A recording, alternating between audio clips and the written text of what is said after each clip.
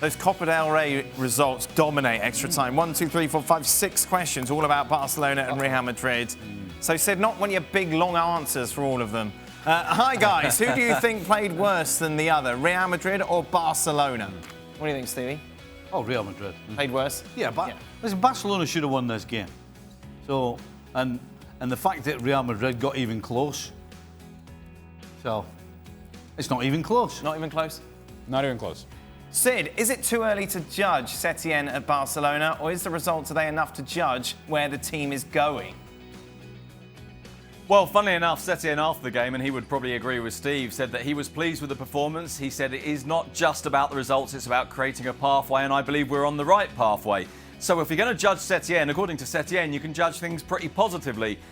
My personal opinion is that, yes, it is too early, because if this is a pathway, it's one that's not entirely clear yet. But I think what we can probably do with this, more than anything else, is say that this was far more complex than just saying that the bad guys were Luis Suarez and Ernesto Valverde and it was all their fault. It was not all their fault. Let me tell you something about these pathways.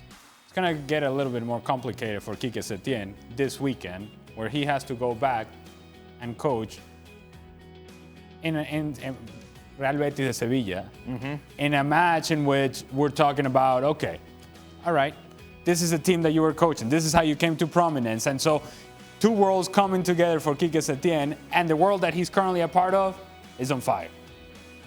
And how do you resolve it? I don't think he has the answers. Will Valverde be enjoying this, Stevie? No. No? I don't think so. No, the guy's clearly, well, he partly got the job because of the connection he has with the club. And when you've got such a connection, you don't enjoy sitting back watching your team and your club. Even though it's a club that just sacked you. Yeah, you So don't. when you and the Revs parted company, you weren't cheering on the other side for a little bit. Just... No, because the Revs didn't get rid of me because I was doing a great job. Right. That's how, if you can't look at it that way, because let's be honest, that's in my opinion how Valverde got the sack because he wasn't doing a good job. So you can't go around wishing harm on anybody. When teams just because traded you don't do Abby, a good job. did you wish them ill? I wish that the next time I played them, I would score and I would celebrate. I didn't do the things that players do whenever they change teams and they don't celebrate. Yeah. No. If I scored against a team that traded me,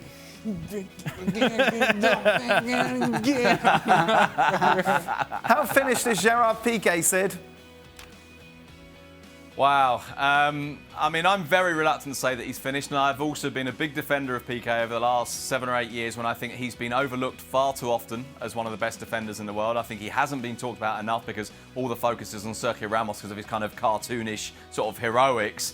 But that image tonight of Iñaki Williams running up the wing and Pique hanging onto him and be dragged behind him like an action hero hanging onto the bumper of a car, although, of course, significantly less heroic, I must admit, I looked at that and thought, Jerry, mate, it's time to go. You know, the last time we saw one of those like that? Marc Bartra still trying to catch Gareth Bale. Yeah, Copa del Rey fine. Yeah. Do you know the worst thing about Pique's situation for him and everybody around him is that when players used to play against him, it was the whole. He would dominate them as much with his brain as he would because he was never Usain Bolt. Yep. But he was just smart and clever. But there comes a time when you're a player that physically you can't do it, regardless of how smart you are. You physically cannot match up with certain people. And that's kind of what happened tonight. Let's face it, though, after the Super Bowl, it's difficult to feel sorry for Gerard Pique in any sort of way. Sid, do you think Ter Stegen... You okay? I got my mind drifted. What? Yes, it did. Do you think Ter Stegen's best days are behind him? Oh. Sid? What? No, I think Ter Stegen's worst defence is in front of him. I think that's the more important element here. I think he's far too young to say his best days are behind him. I do wonder, though, with him. During the show, I said that I thought Messi was 75% certain to stay. I think Ter Stegen's intentions in the mid to long term do not reside at Barcelona. Why? Because I think because he doesn't necessarily have that connection to the club, because I think he's seen some of the institutional stuff that he probably can't quite believe, because I think he's possibly not as close to some of the dressing room heavyweights as you might want him to be. And I guess that there may be a connection with trying to decide to try it out somewhere else. That said, one thing we have all said about him, and this is where I completely contradict myself, is that he's settled really well in Barcelona as a city. Okay. All right, Sid. Just hates everyone he plays with. So, can you say that again? Who's more likely to leave in the summer, Sid? Simeone or Messi? Ooh. Oh, wow, that's a great question. What did I say? I said Messi was 75% to stay. Yep. Simeone... I think Simeone's more likely to leave of the two of them. With most... Oh, goodness, what's wrong with reading today? That's some difficulties. 9 days in a row. Come on, you know. Oh, okay. There it is. With There both it is. Madrid teams out and Barcelona, who's the favourite now for the Copa del Rey, Sid? Mirandes. Mirandes. Well, I mean, this is it. You've got Mirandes from the second division. You've got Granada, who are a recently promoted team from the second division now in the first. And you've got the two Basque clubs. Now, obviously, on the face of it, you say the two Basque clubs. Let's see what the draw brings. Because it may well be that it puts them together and one of them has to go out. I think on the face of it, you've got to say one of those two. But you know what? Wouldn't it be absolutely wonderful if Mirandes actually won this thing? Remember, it's over two legs, the semi-finals. Stevie, let's go back into your history a little bit. All right. What was the most challenging team that you ever played against? I got to say, and I don't want you to accuse me of throwing Liverpool into this, but I'm going to. Oh, you're not going to say Sheffield Wednesday against Liverpool? No. No, I was going to say Manchester United at Old Trafford. And I was playing for Sheffield Wednesday at the time. Right. And I can honestly tell you, on a couple of occasions, when the ball went out of play, or there was a break in play, I was counting to see how many men they had. Because I would have sworn they had more players. Who was on than that us. United team? Oh, I mean, it was Michael, Bruce, Scholes, Beckham, Cole, Cantona. Oh. I mean, it was a fantastic team. And so after the game, I was talking to Steve Bruce in the players' bar, and I said, you know what? I said the same thing. I said, are you sure you're the same amount of players as us? He goes, well, you know what? I said, now you know how it felt when we used to go and play here.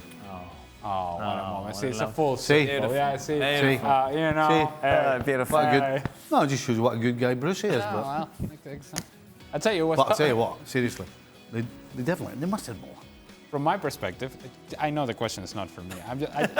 I merely just wanted to say. Was it the Liverpool team of the 80s? No, it was not. But the Brazil team in World Cup qualifiers, I believe it was for the 2010 World Cup, I want to say. And we had to play away from home. And on the field at the same time, it was Rivaldo, original Ronaldo, up-and-coming Robinho, Ronaldinho, Adriano. Yeah. I mean, it was Cafu on one side, Roberto Carlos on the other side. I'm just like, well, we got me. I think it wasn't enough. Who would win between the Liverpool team of the 80s and that Brazil side? Well, that Brazil side was really, really good. Final question. What is the best hot dog topping? Mustard, ketchup, relish, mayo? Sid, what are you going for? Well, you can't go for one because it's mustard and ketchup. I hate mustard. If you put in mayo on there, you're all wrong. I really don't like mustard. Mayo cannot go on the hot dog. No. What are you having on it? I'll have relish. Relish? Yeah. Ugh. Nothing. Nothing, you like it plain? No, I just don't like hot dogs.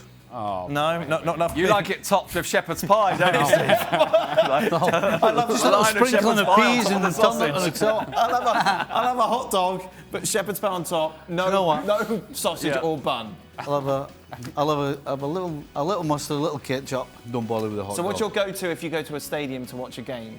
A burger? I'll go for a burger. Burger over hot dog, and then what will you have on the burger? Ketchup, relish, Ketchup. mustard. No.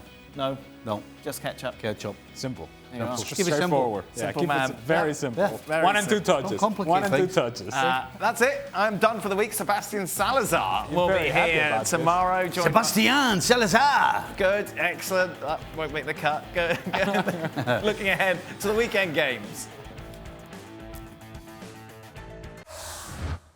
Well, thank you very much for watching ESPN on YouTube. For more sports highlights and analysis, be sure to download the ESPN app. And for live streaming, premium content, and let's not forget as well, ESPN FC 7 days a week. Subscribe to ESPN Plus.